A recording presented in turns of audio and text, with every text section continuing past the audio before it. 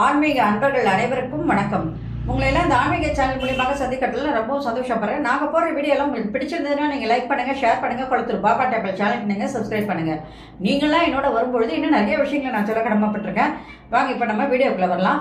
விண்ணகத்தே வரும் நன்னவும் மாட்டார், விழுப்பொருளே உன் தொழுப்படியோங்கன் கண், மன்னகத்தே வந்து வாழச் செய்தானே, வன் திரு பெருந்துரையாய் வழியடியோம், கண்ணகத்தே நின்று கணிதருதேனே, கடலமுதே கரும்பே, விரும்படியார் எண்ணகத்தாய் உலகுக்கு உயிரானாய், எம்பெருமான் பள்ளி எழுந்தருளாயே. இது பாடல்.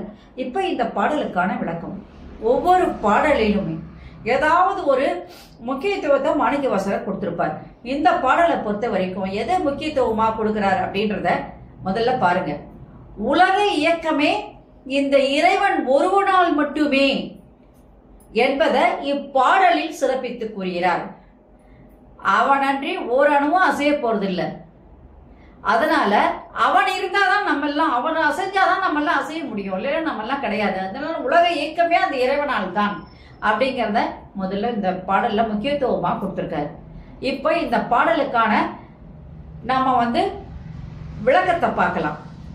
விண்ணகத்தே வரும் நன்னவும் மாட்டா, விழுப்பொருளே உன் தொழுபடியோங்கன் கண், மண்ணகத்தை வந்து வாழச் செய்தானே என்று சொல்லும் பொழுது அதற்கான விளக்கம் என்னன்னு கேட்டீங்கன்னா, வான் உலகில் உள்ள தேவர்களும் நெருங்க முடியாத மேலான மெய்ப்பொருள், யாராலையும் அவ பக்கத்தில் நெருங்க முடியல. ஆனா இந்த மண்ணுலகத்தை வந்து உன்னுடைய அடிமைகளாகிய எங்களை வாழச் செய்தவனே என்று கூறுகின்றார். மேலுலகத்தில் இருக்கிறவங்களால உங்ககிட்ட நெருங்க முடியல. ஆனா இந்த மண் உலகத்துக்கு அடிமையாகிய எங்களை நீ வாழச் செய்து கொண்டிருக்கின்றாய் என்று அழகாக சொன்னார். அடுத்த வரியில பாருங்க. வன் தெரு பெருந்துரையாய் வடியோம், கண்ணகத்தே நின்று கணித்தருதேனே என்று சொல்லும் பொழுது, வளம் நிறைந்த திருப்பெருந்துறையில் அமர்ந்தவனே, பரம்பரை அடிமையாகிய எங்களுடைய கண்களுக்குள்ளே நின்று காணும் பொருளாக எல்லா வடிவிலும் காட்டி இன்பத்தை வழங்கி தித்திக்கின்ற தேனே என்று கூறுகின்றார். நாம் இந்த இயற்கை வளங்களை எல்லாம் பார்க்கிறோம். மலைகளை பார்க்கிறோம், மடுகளை பார்க்கிறோம், கடலை பார்க்கிறோம், நதிகளை பார்க்கிறோம், இயற்கை வளங்களை பார்க்கிறோம், காடுகளை பார்க்கிறோம். இதெல்லாம் யாரு?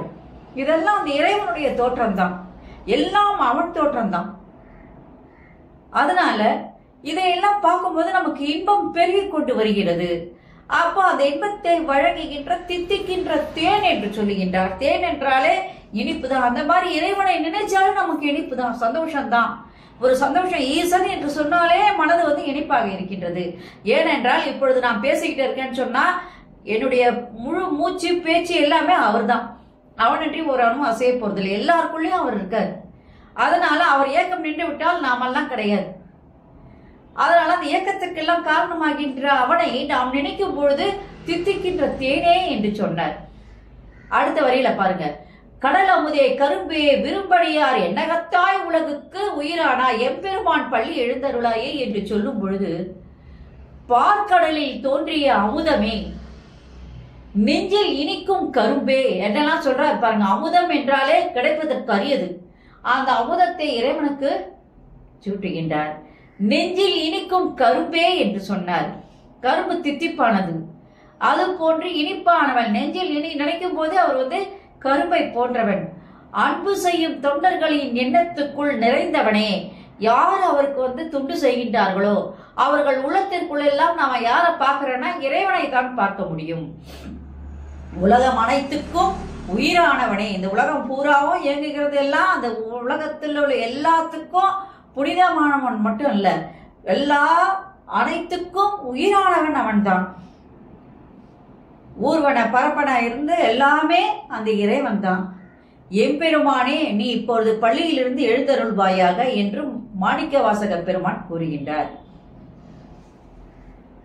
இப்போ இந்த பாடலுடைய சிறப்பு என்று பார்த்தால், இந்த பாடலுடைய விளக்கத்தை இப்ப நீங்க பார்த்துட்டீங்க. சிறப்பு என்று பார்த்தால், திருப்பெருந்துறை அந்த சிவபெருமானுடைய பெருமைகளை பாடல்களாக பாடி அவரை பள்ளியிலிருந்து துயில் எழுப்புகின்றார் மாணிக்கவாசகர்.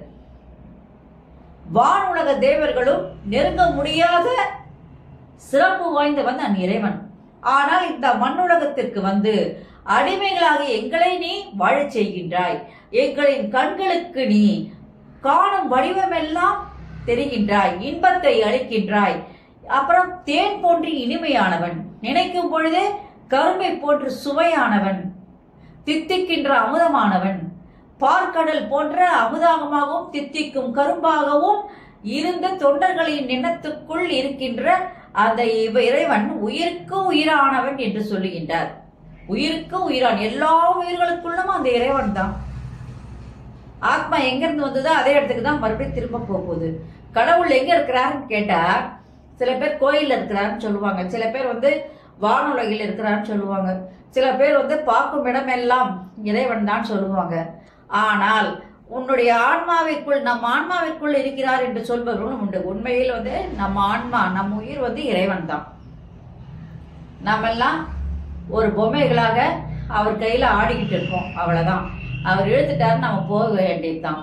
அதனால எண்ணத்துக்குள், நம் தொண்டர்களின் எண்ணத்துக்குள் என்னமா நம்ம நினைக்கிறது என்ன கூட, அந்த நினைக்கிறது கூட அந்த இறைவன் தெரியும். எண்ணத்திற்குள் எண்ணமாக இருக்கின்றவன் உயிருக்கு உயிராக இருக்கின்றான் என்று மாணிக்கவாசகர் கூறுகின்றார். தில்லை அம்பலத்தில் இறைவனுக்கு நித்திய பூஜைகள் செய்யும். இதுக்கு ஒரு உதாரணம் சொல்லணும்னா நான் ஒரு சின்ன கதையை சொல்றேன் உங்களுக்கு. தில்லை அம்பலத்துல இறைவனுக்கு இடைவிடாம நித்திய பூஜைகளை செய்கின்றார். அவர் பேர் மத்தியாயனர் அப்படின்றது. அவர் சிவனடியாருக்கு, அந்த சிவனடியாருக்கு ஒரு தீராத மன துயரம். ஏன்னா அவர் பூஜைக்கு மலர்களை எல்லாம் தொடுத்து கொண்டு வருவார். ஆனால் அந்த மலர்களை மலர்ந்த உடனேயே அந்த தேனீக்கள் என்ன பண்ணுது, அந்த மலரை மொய்த்து அதோட தேனை உறிஞ்சி அது எச்சில் படுத்த வைக்குதான். அந்த மலர்களை எச்சில் படுத்துகிறது. அதனால அந்த மலர்கள் காலை மலர்வதற்கு முன்னே நாம என்ன பண்ணணும், மலர் போதே பறிச்சுட்டு வந்துடணும் அப்படின்னு சொல்லி நினைக்கிறாரு. ஆனா இது மாதிரி அர்ச்சனைக்கு நம்ம செய்ய முடியலையே, மலர்களை வண்டுகள் வைப்பதற்கு முன் நாம் கொண்டு இறைவனுக்கு சாத்த முடியவில்லையே என்று மனமுருகி மன்றாடி என்ன பண்றாரு, அழுதுகிட்டு இருக்காரு. அப்போ அந்த அவருடைய துயர், எல்லாருக்கும் ஒரு துயரம் இருக்கும். ஆனா இவர் துயர் என்னன்னா, இறைவனுக்கு எச்சல் படாத, வண்டியில் எச்சல் படாத ஒரு மலரை கொண்டு வைக்கணும் தான். இவர் துயரத்திற்கு இறைவன் என்ன பண்றாருன்னா, கைலைநாதன் விருப்பம் படுகிறார், இவருக்கு இவருடைய குறையை தீக்கணும் அப்படின்னு. அதனால அவர் ஒண்ணு சொல்றார், நீ மலர் கொய்து சாத்த அந்த மலர் கிளைகள்ல நீங்க என்ன பண்ணலாம், அந்த மரக்கிளைகள்லாம் நீ ஏறலாம். அது மாதிரி நான் உனக்கு புலியினுடைய கால்கள், இருளில் வெளிச்சம் தரக்கூடிய ஒளி படைத்த கண்கள், கூர்மையான கண்களையும் நான் உனக்கு கொடுக்குறேன். கால்கள்லாம் புலி மாதிரி காலை கொடுத்தா நீ என்ன பண்ணுவ, மரத்து மேல ஏறி மலர்வதற்கு முன்னாடி கரெக்டா மலர் டைம்ல நீ கொண்டு அந்த எச்சில் படுவதற்கு முன்னாடி நீ கொண்டு வச்சிடலாம். ஏன்னா வண்டுகள் காற்றால தான் வரும், இரவு வரப்போறது இல்ல. அந்த இரவு நேரத்துல நீ மேல போய் பார்க்கறதுக்கு உனக்கு வெளிச்சமான ஒரு கண்ணையும், அதே நேரத்துல கால்கள் மரத்து மேல ஏறத்துக்கு கால்களாக உனக்கு புலிக்கால்களையும் தருகின்றேன் என்று சொன்னார். அந்த வரம் கொடுத்து மறைஞ்ச உடனே அன்று முதல் அந்த மத்தியாயனர் வியாக்கிரபாதர் என்று அழைக்கப்பட்டார்.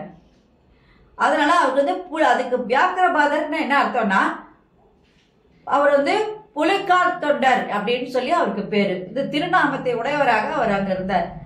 அதனால இறைவன் எப்படிப்பட்டவர்னா, எல்லார் மனசுக்குள்ளேயும் இருக்கிறாரு, எண்ணங்களுக்குள்ள இருக்கிறாரு.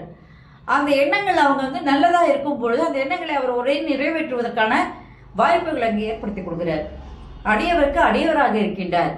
அந்த அடியவர் எதுக்காக மனம் வளர்ந்தார்னா, அந்த மலருக்காக மனம் வருந்தினார். அன்று பூத்த மலர் தேனீக்கள் வருவதற்கு முன்ன நம்ம கொண்டு என்ன பண்ணணும், இறைவனுக்கு சாத்தணும்னு. அதனால அவருக்கு என்ன பண்றாரு, அவர் கேட்ட மாதிரியே மலர் கொண்டு சாத்துவதற்கு அவருக்கு வழிவகை செய்து கொடுத்தார் சிவனடியார். அதனால அந்த சிவபெருமானவர் அடியவருக்கு அடியவராக இருக்கின்றார். எல்லார் மனசுக்குள்ளேயும் அந்த இறைவன் இருக்கின்றார். அதனால நாமளும் எப்பவுமே அந்த இறைவனை நினைத்து நம்முடைய துன்பங்களை நாம சொல்வதை விட அவரிடத்தில் நம்ம ஒப்படைச்சிட்டோம்னா நம்மை காப்பாற்றுவது அவருடைய விருப்பமாக மாறிவிடும். நாம எப்படி அவர்கிட்ட நம்ம போய் பணிகிறோமோ அது போல சிவன் என்ன பண்றார், உடனடியாக பலன் தரக்கூடியவராக இருக்கின்றார் என்று சொல்லி இந்த உரையை முடிச்சுக்கிறேன். இந்த பாட்டினுடைய கருத்துக்களை எல்லாம் பார்த்தீங்க. இந்த வீடியோ உங்களுக்கு பிடிச்சிருந்ததுன்னா லைக் பண்ணுங்க, ஷேர் பண்ணுங்க. குளத்தூர் பாபா டெம்பிள் சேனல் நீங்க சப்ஸ்கிரைப் பண்ணுங்க. நீங்களாம் என்னோட வரும்போது இன்னும் நிறைய விஷயங்களை நான் சொல்ல வந்திருக்கேன். நாளைக்கு திருப்பள்ளி எழுச்சி 10 பார்த்து மார்கழி 30 நீங்க நல்லபடியா நிறைவு செய்யலாம். நன்றி, வணக்கம். ஓம் நம சிவாய, ஓம் நம சிவாய, அரஹர மகாதேவா, சம்போ மகாதேவா. அனைவருக்கும் நலம் உண்டாகும். Subscribe to my channel and please press the bell icon for more videos.